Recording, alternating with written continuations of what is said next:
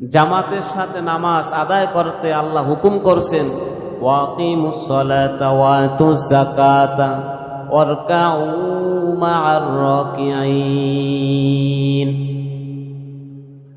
আল্লাহ রাব্বুল আলামিন বললেন, তোমরা নামাজ আদায় করো, যাকাত প্রদান করো, জামাতের সাথে নামাজ আদায় করো, রুকুকারীদের সাথে রুকু করো। এখানে রুকু বলা হয়েছে। এখন রুকুকারী কারা? যারা জামাত দলবদ্ধতা হয়ে রুকু করে তাদেরকে রুকুকারী বলা হয়।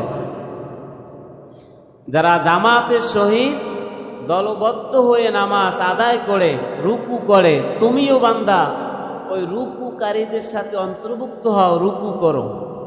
জোরে বলুন সুবহানাল্লাহ। এখন আপনি যদি বাড়িতে বসে একা একা নামাজ পড়েন, তার পাশে আর কেউ রুকুকারী নাই, আপনি একাই, তাহলে আপনি রুকুকারী কোথায়? ওয়ারকাউ মা'আর রাকিঈন, রুকুকারী খোঁজ করো। রুকুকারী কোথায় আছে? কোথায় জামাত হয়, কোথায় জামাত হয় সেই জায়গাটা খোঁজ করে তুমিও ওই রুকুকারীদের সাথে, ওই জামাতের সাথে অন্তর্ভুক্ত হও। আল্লাহ বলছেন জামাতের সাথে নামাজ আদায় করো। জোরে বলুন সুবহানাল্লাহ। কারণ আল্লাহ নিজে বলছেন তোমরা জামাত বদ্ধতা হও। আপনি একা একা নিজে নিজে মন গড়া বাড়িতে বসে নামাজ আদায় করলেন বিনা ওজরে, কোনো ওজন নাই, অসুস্থতাও নাই, কোনো সমস্যাও নাই, কিন্তু একা একা নামাজ আদায় করলেন। নিজের অলসতামিতার কারণে আপনি আল্লাহকে অখুশি করলেন।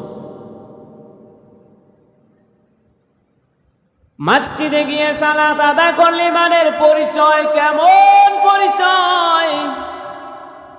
ইন্নামা ইয়া'মুরু মাসাজিদাল্লাহি মান আমানা বিল্লাহি ওয়াল ইয়াউমিল আখির ওয়া আকামাস সালাতা ওয়া আতাজ যাকাতা ওয়া লাম ইয়াখশা ইল্লাল্লাহ فعسى أولئك أن يكونوا من المهتدين।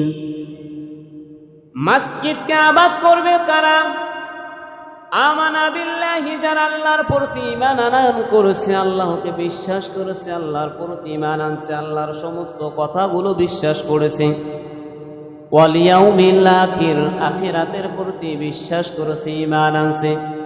ওয়া আকামাস সালাতা, যারা সদা সর্বদা মসজিদে গিয়ে নামাজ আদায় করেছে, সালাত কায়েম করেছে। ওয়া আতাজ যাকাতা, যাকাত প্রদান করেছে।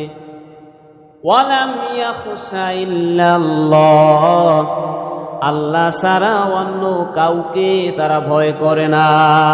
কথা বলেন ঠিক কিনা? জোরে বলেন ঠিক কিনা? আল্লাহ ছাড়া কাউকে ভয় করা যাবে না।